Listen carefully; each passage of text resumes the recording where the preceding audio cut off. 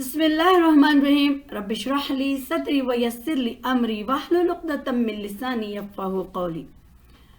اپنے اس چینل پر جس کا نام قرآن تعلیم و ادب ہے، میں آپ سب کا استقبال کرتی ہوں۔ السلام علیکم ورحمۃ اللہ وبرکاتہ۔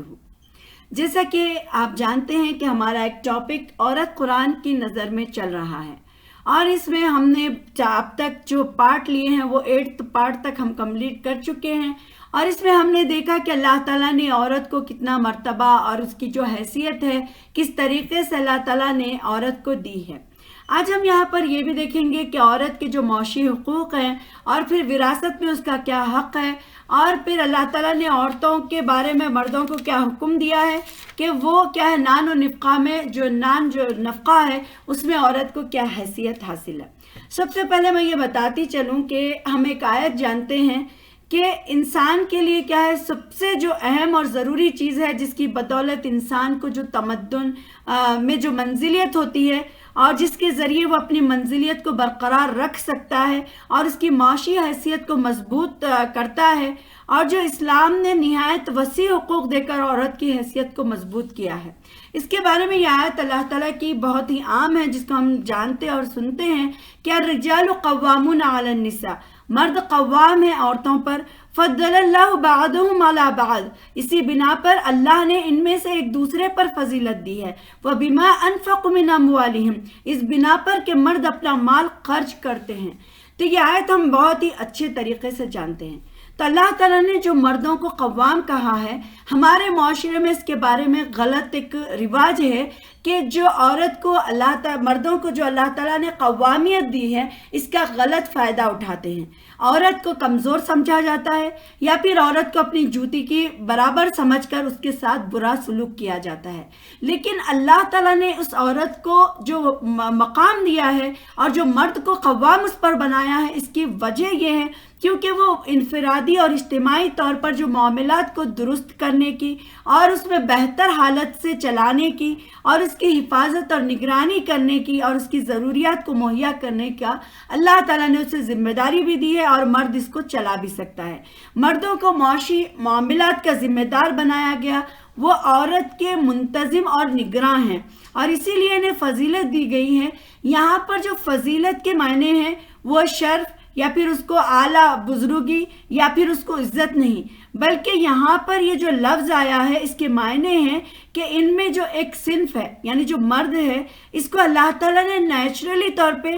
بعض ایسی خصوصیات دیے ہیں اور ایسی قوتیں اللہ تعالیٰ نے اسے عطا کی ہیں جو ایک عورت کو اللہ تعالیٰ نے نہیں دی ہیں، کیونکہ عورت کو اللہ تعالیٰ نے کمزور اور پھر نازک اور نزاکت کے ساتھ اسے بنایا ہے، تو وہ مرد کی طرح کام نہیں کر سکتی۔ اسی سے اللہ تعالیٰ نے عورت کو کمزوری دی ہے، اسی بنا پر خاندانی نظم میں مرد ہی قوام ہونے کی حیثیت بھی رکھتا ہے، اور وہ اس کے اہلیت کی وجہ سے وہ اس کو اچھے طریقے سے سنبھال بھی سکتا ہے۔ تو یہاں پر یہ مطلب قوام کا بالکل نہیں ہے کہ عورت کے ساتھ اس کو دبا کر یا پھر اس کو اپنا غلام یا اس کو بالکل اس کے ساتھ برا سلوک کیا جائے۔ اب ہم اسی کے ساتھ یہاں پر دیکھتے ہیں کہ عورت کے بارے میں یعنی حق وراثت کے بارے میں اسلام کا کیا حکم ہے۔ عورت کو اپنے جو باپ، شوہر، اولاد اور جو دوسرے قریبی رشتہ داروں سے وراثت ملتی ہے، کیونکہ ہمارے پاس ایسا نہیں ہے جیسے دوسرے مذاہب میں یہ ہے کہ اگر عورت کی یعنی بیٹی کی ایک بار شادی کر کے دے دیا تو بس اس کا پھر وراثت میں کوئی حق نہیں ہے۔ اس طریقے سے اسلام ناانصافی نہیں کرتا۔ اللہ تعالیٰ فرماتے ہیں کہ الرجال نصیب مما ترک الوالدین والاقربون، مردوں کے اس مال میں حصہ ہے جو ماں باپ اور رشتہ داروں نے چھوڑا ہے، وللنساء نصیب مما ترک الوالدین والاقربون، اور عورتوں کے لیے بھی اس مال میں حصہ ہے جو ماں باپ اور رشتہ داروں نے چھوڑا ہو، خواہ وہ تھوڑا ہو یا بہت، اور یہ حصہ اللہ کی طرف سے مقرر ہے۔ تو سب سے پہلی بات، میراث صرف مردوں ہی کا حصہ نہیں ہے بلکہ عورتیں بھی اس کی حقدار ہیں۔ دوسرا یہ ہے کہ میراث بہرحال تقسیم ہونی چاہیے، خواہ وہ کتنی ہی کم ہو، حتیٰ کہ اگر مرنے والے نے 1 گز کپڑا چھوڑا ہے اور اسے 10 وارث ہیں تو اسے بھی 10 حصوں میں تقسیم ہونا چاہیے۔ اور یہ اور بات ہے کہ ایک وارث دوسرے وارثوں سے ان کا حصہ خرید لے. یعنی اب یہ ہو سکتا ہے کہ ماں باپ کچھ چھوڑ کر جائے، جیسے کچھ ہوتے ہیں کہ ماں باپ کا گھر بیچنا نہیں چاہتے، تو اس صورت میں بھائی اپنے اپنے پیسے دے کر ایک بھائی وہ پورا گھر خرید لیتا ہے. اس طریقے سے کیا ہے پھر آزادی ہے کہ وہ اپنا اپنے حصے کا پیسہ دے کر کیا ہے وراثت میں وہ خرید سکتے ہیں. تیسری بات یہ ہے کہ اس آیت سے یہ بات بھی ہمیں معلوم ہوتی ہے کہ وراثت کا قانون ہر قسم کے اموال اور املاک پر جاری ہوگا، خواہ وہ منقولہ ہو یا غیر منقولہ، زرعی ہو یا صنعتی ہو یا کسی اور صنف مال میں شمار ہوتے ہوں. چوتھی بات یہ ہے کہ ہمیں معلوم ہوا کہ میراث کا جو حق ہے اس وقت پیدا ہوتا ہے جب مورث جو ہوتا ہے وراثت چھوڑنے والا کوئی مال چھوڑ کر مرا ہو. اور پانچویں بات یہ ہے کہ یہ جو قاعدہ بھی نکلتا ہے کہ قریب ترین رشتہ داری کی موجودگی میں بعید جو دور کے رشتہ دار ہوتے ہیں وہ میراث نہیں پائے گا. عورت کے مختلف ذرائع سے جو مال پہنچتا ہے اس میں ملکیت اور جو قبضہ اور اس کا جو تصرف کے تمام اختیارات، وہ چاہے تو بیچے، وہ چاہے تو خریدے، وہ چاہے تو اس سے بزنس شروع کرے، وہ چاہے تو جمائے، اس کے سارے اختیارات وہ صرف اور صرف اللہ تعالیٰ عورت کو ہی دیا ہے، جن میں مداخلت کرنے کا اختیار نہ تو باپ کو ہے، نہ اس کے شوہر کو ہے، اور نہ ہی کسی اور رشتہ دار کو یا کسی اور کو حق ہے کہ اس کو مداخلت کرے اور اس میں تصریف کرے یا پھر کوئی اور کام کرے. قرآن کی روح سے وراثت کا جو قانون بنایا گیا، اس کا سب سے پہلا اصول جو بیان کیا وہ یہ ہے کہ للذکر مثل حظ الانثیین، کہ ایک مرد کا حصہ اور دو عورتوں کے حصے کے برابر ہے. یعنی ایک مرد کا حصہ دو عورتوں کے حصے کے برابر ہے. تو مرد کے اگر دو حصہ ہوگا تو عورت کو ایک حصہ ملا جائے گا. تو اس طریقے سے اللہ تعالیٰ نے حصے بتا دیے. اور پھر پہلی صورت یہ ہے کہ وراثت میت سے بلا واسطہ جائز تعلق رکھتا ہے، جیسے میاں بیوی ہیں. اور پھر دوسری صورت یہ ہے کہ ورثہ رشتے کے لحاظ سے ایک کے درجے میں آتے ہوں، اور میت کے کیا ہے سارے مال کی بحیثیت جو اسبا ان ورثہ کو کہتے ہیں، جو متعینہ حقوق کی ادائیگی کے بعد بقیہ تمام مال کے مالک ہوتے ہیں، اور وارث ہوں گے وہی لوگ. تو مثلا میت کی جو اولاد، بھائی، بہن وغیرہ یہ سب کیا ہے اس میں آئیں گے. بظاہر ان دو صورتوں میں جو بھی صنفین یعنی جو مرد اور عورت ہیں ان کے درمیان اللہ تعالیٰ نے برابری نہیں برتی گئی، اور مرد کے مقابلے میں عورت کی مالی پوزیشن کیا ہے کمزور کر دی گئی ہے. لیکن اگر اسلام کے پورے خاندانی سسٹم پر اگر ہم غور کریں گے تو حقیقت اس کے اپوزٹ ہمیں نظر آئے گی کہ اللہ تعالیٰ نے دیکھیے کہ اسلام نے عورت کی جو مالی حیثیت ہے اس کے بعض فطری کمزوریوں کی بنا پر بہت زیادہ اسے محفوظ اور مضبوط کر دیا ہے، جبکہ مرد کی جو اقتصادی حالات ہر آن یعنی غیر یقینی اور نامستحکم ہے، اور اگر وہ وراثت میں عورت کا آدھا حصہ مقرر کرتا ہے تو دو طریقے سے اس کی تلافی بھی کرتا ہے. ایک تو یہ ہے کہ وہ بیوی کو شوہر سے مہر دلواتا ہے. اسلام کیا ہے آپ دیکھیے کہ بغیر مہر کے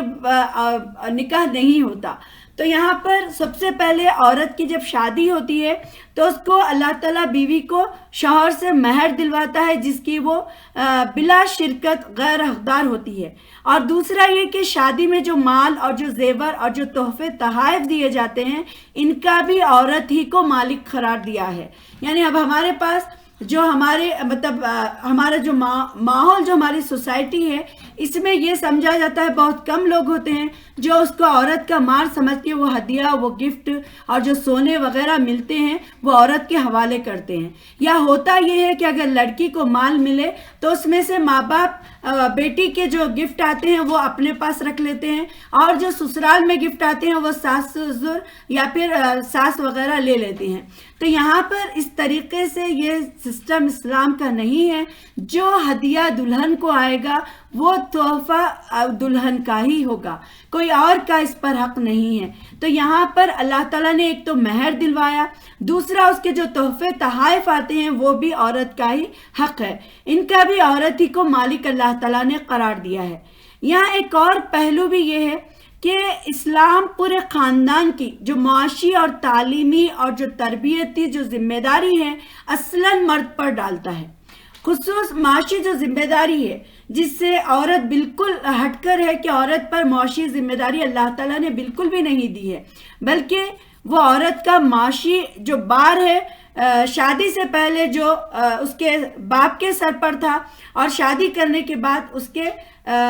شوہر کے سر پر اس کے اٹھانے پر اللہ تعالیٰ مجبور کرتا ہے. ایسی صورت میں دونوں کو وراثت میں بھی مساوی حقوق اللہ تعالیٰ نے دیا. کس طرح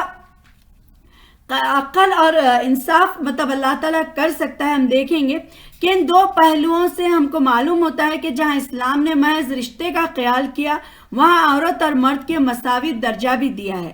اور پھر میت کی اولاد کی موجودگی میں والدین کے حصے کو یکساں، والدین کے جو حصے ہوں گے وہ یکساں ہوں گے، یا اخیافی جو بھائی بہن ہوں گے، جو ماں جائے بھائی بہن ہوں گے، کہ ان کے درمیان بھی اسلام نے کوئی فرق نہیں کیا ہے.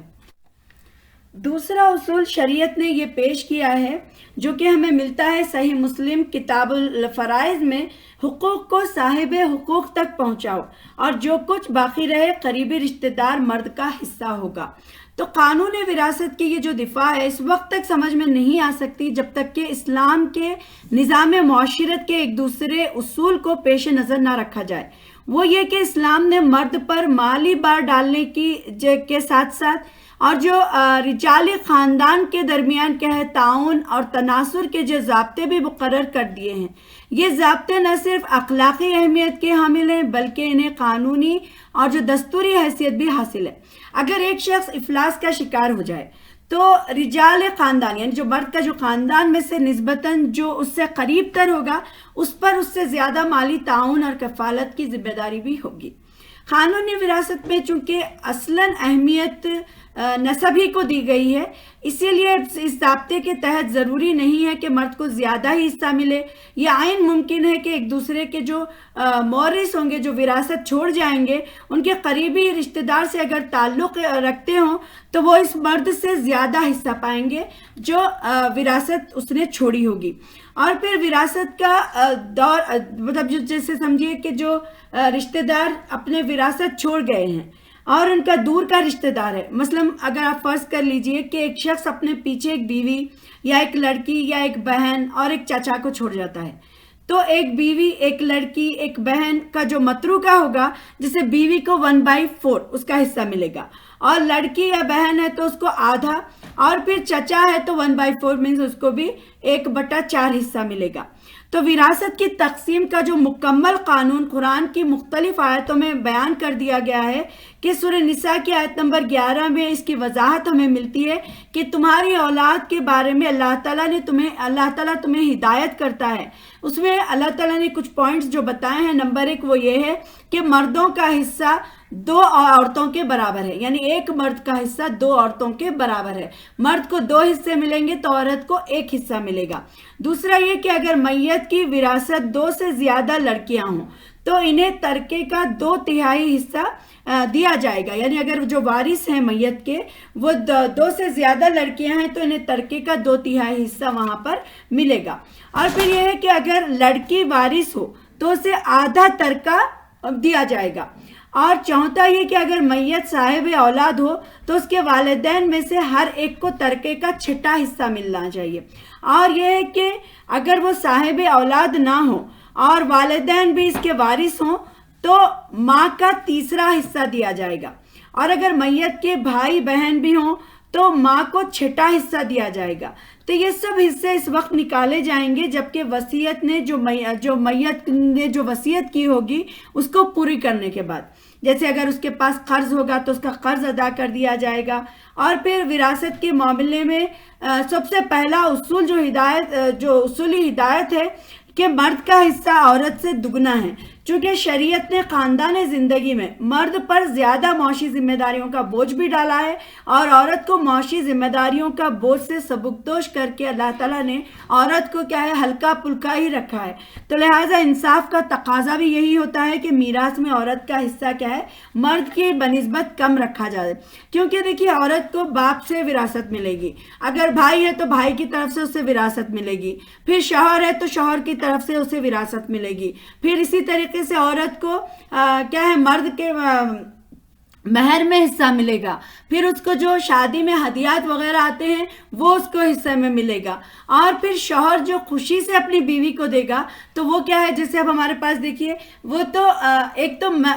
حق مہر ہے, وہ تو اور لڑکی کا مہر کیا ہے اس کے اوپر فرض ہے, اور وہ چاہے تو وہ اس کو بول کر یا پھر اپنی بات رکھ کر وہ اپنا مہر لے سکتی ہے. خیر اس کے بارے میں ہم مہر کے بارے میں جب آئے گا تو ہم دیکھیں گے. تو اس طریقے سے اللہ تعالیٰ نے عورت کو بہت سارے طریقے سے بھائی کے مال میں حصہ دیتا ہے, اور پھر یہ ساری چیزیں مطلب اس میں آتی ہیں. تو عورت کو کہیں نہ کہیں اللہ تعالیٰ نے مضبوط ہی کیا ہے, اور مرد کیا ہے وہ اپنے ماں باپ کا وارث ہوتا ہے, اور پھر اگر بیوی اگر دولت مند ہے تو بیوی سے اسے ملتا ہے, اور دوسرا پھر اس کو کوئی چارہ نہیں, لیکن اس کے باوجود یہ کیا ہے کہ مرد پہ ذمہ داریاں زیادہ ہیں. تو ہم دیکھتے ہیں کہ آخر عورت کے بارے میں اس کے حق اور اس کے نفقہ کے بارے میں اللہ تعالیٰ کیا فرماتے ہیں. اللہ تعالیٰ فرماتے ہیں علی الموسع قدرہ وعلی المقتر قدرہ. سورہ بقرہ کی آیت نمبر 236 ہے کہ خوشحال آدمی اپنی استطاعت کے مطابق اور غریب جو آدمی ہے اپنی استطاعت کے مطابق معروف طریقے سے نفقہ دے گا. عورت کو مختلف طریقوں سے جو کچھ مال پہنچتا ہے اس میں ملکیت اور جو قبضہ اور جو تصرف کے تمام اختیارات حقوق صرف اللہ تعالیٰ نے اسے ہی دیے ہیں, جن میں مداخلت کرنے کا نہ تو اللہ تعالیٰ نے اس کے باپ کو حق دیا ہے, نہ اس کے شوہر کو حق دیتا ہے, نہ کسی اور رشتہ دار کو یہ حق دیتا ہے کہ وہ اس کے مال میں تصرف کرے یا چینج کرے, یا پھر وہ مال لے کے کچھ اور کام کرے, یا پھر وہ بیچے یا خریدے. اس طریقے کے سارے کاموں سے اللہ تعالیٰ اسے کیا کرتے ہیں کہ صرف عورت کو ہی اس کا اختیار دیا ہے.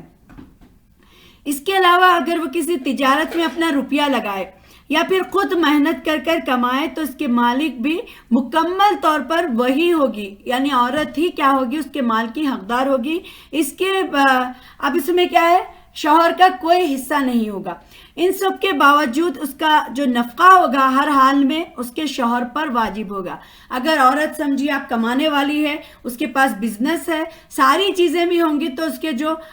کھانے پینے کا, اس کے رہنے کا, اس کے کپڑوں کا جو انتظام ہوگا وہ شوہر کے ذمے ہی ہوگا, کیونکہ عورت پر یہ ذمہ داری اللہ تعالیٰ نے نہیں ڈالی ہے. تو یہاں پر مرد کسی حال میں مرد عورت کے پیسوں کا ذمہ دار یا پھر وہ پیسے لے کر اس کو چینج کرنے کے استعمال کرنے کا حق وہ بالکل نہیں رکھتا, الا یہ کہ بیوی خوشی سے اپنا مال اپنے شوہر کو دے دے. لیکن شوہر اس کے معاملے میں زبردستی کر کے عورت کا وہ حق لے کر اس کو کیا ہے پھر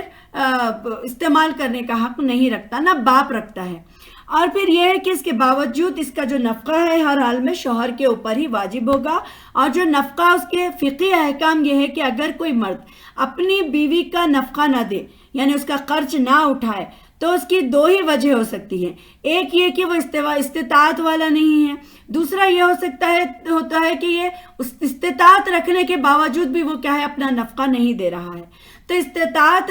نہ رکھنے کی صورت میں کیا ہے اس کے بارے میں فقہی قول ہمیں ملتے ہیں. جیسے امام مالک کا اس کے اوپر ایک استدلال ہے کہ مہینہ 2 مہینے یا مناسب مدت تک کیا ہے مرد کو مہلت دی جائے. اگر اس مدت میں بھی وہ اپنی بیوی کے نفقے کا بندوبست نہ کر سکے تو پھر علیحدگی کرا دی جائے, یعنی ان کی طلاق کرا دی جائے. اور پھر یہ ہے کہ استطاعت رکھنے کے باوجود اگر مرد بیوی کو نفقہ نہ دے تو یہ ظلم ہوگا, اور قاضی کا فرض یہ ہے کہ شوہر سے زبردستی اس کا نفقہ لے کر اسے کیا ہے بیوی کو اس کا حق اس کو دلوا دے. پھر اگر شوہر حاکم کے حکم کی تکمیل نہ کرے تو ایسی صورت میں ابو حنیفہ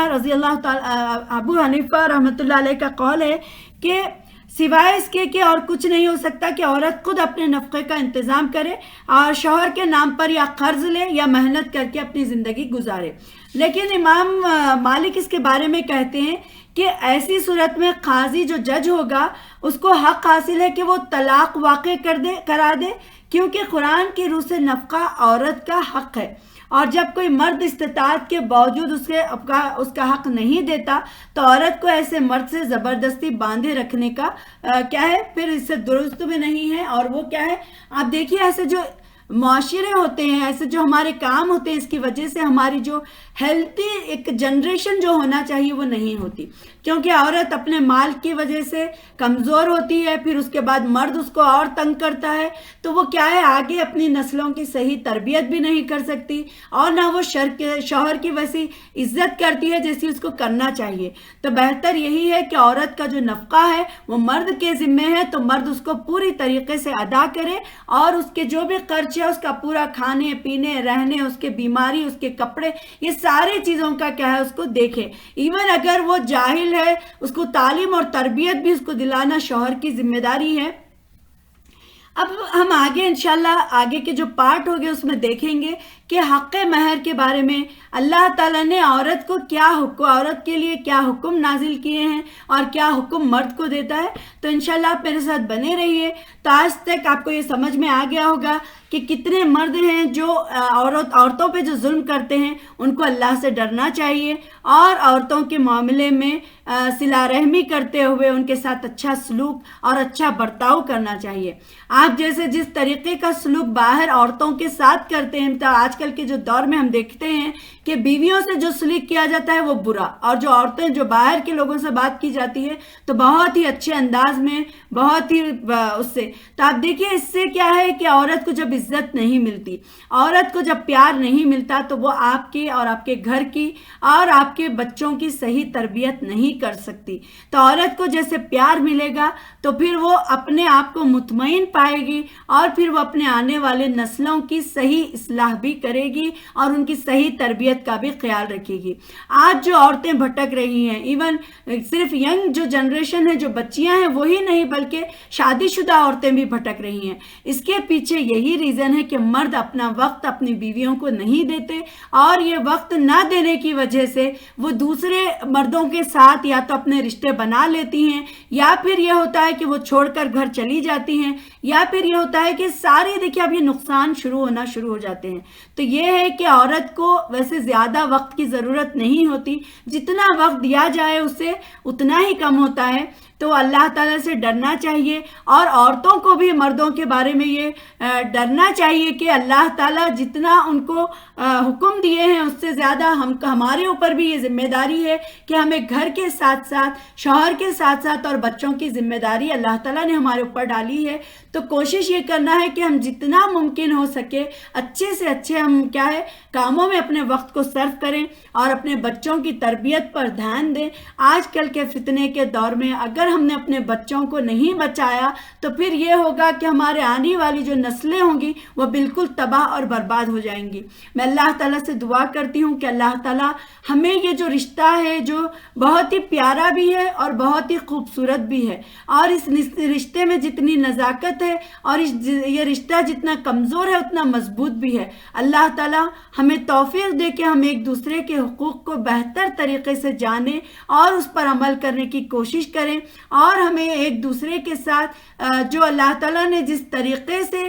سکون کا کہا ہے، اللہ تعالیٰ ہمیں وہ سکون نصیب فرمائے، اور پھر اللہ تعالیٰ ہماری اولادوں کو نیک اور صالح بنائے۔ اللہ تعالیٰ ہمارے ماں باپ، ہمارے بھائی بہنوں کی، ہمارے شوہر اور بچوں کی اور تمام رشتہ داروں کی اللہ تعالیٰ مغفرت فرمائے۔ اللہ تعالیٰ جتنے مرحومین اس دنیا سے جا چکے ہیں ان سب کی مغفرت فرمائے، اور ان سب کو اور ہم سب کو جنت الفردوس میں اعلیٰ مقام عطا فرمائے، اور اللہ تعالیٰ ہمیں اپنی رضا اور اپنی رضا کے لیے جینے اور مرنے والا بنائے۔ آخر دعوانا الحمدللہ رب العالمین۔ تو امید ہے آپ کو یہ سمجھ میں آ گیا ہوگا۔ آپ دوسروں کے ساتھ بھی ضرور شیئر کریے تاکہ دوسرے لوگ بھی اپنے حقوق کو سمجھیں۔ اگر آپ کے ذریعے کسی کو فائدہ ہوتا ہے تو انشاءاللہ آپ کو بھی اللہ تعالیٰ بہترین اجر دے گا، اور پھر یہ ہوگا کہ جو آپ کی وجہ سے کئی رشتے ٹوٹنے سے بچ جائیں، اللہ تعالیٰ بس ہماری مدد فرمائے اور ہم سب کو قبول فرمائے۔ تو آپ سبسکرائب کر لیجئے اور ان سے بھی کہیں کہ سبسکرائب کرنے کے لیے، تاکہ میں جب ویڈیو ڈالوں تو آپ کو کوئی میری ویڈیو مس نہ ہو۔ انشاءاللہ ہمارا اور پھر اس کے آگے عورت کے بارے میں، ان کے مہر کے بارے میں، حقوق کا سلسلہ چلتا رہے گا، تو آپ سب میرے ساتھ بنے رہیے۔ السلام علیکم ورحمۃ اللہ وبرکاتہ۔ سبحانک اللہم و بحمدک، اشہد ان لا الہ الا انت، استغفرک و اتوب الیک۔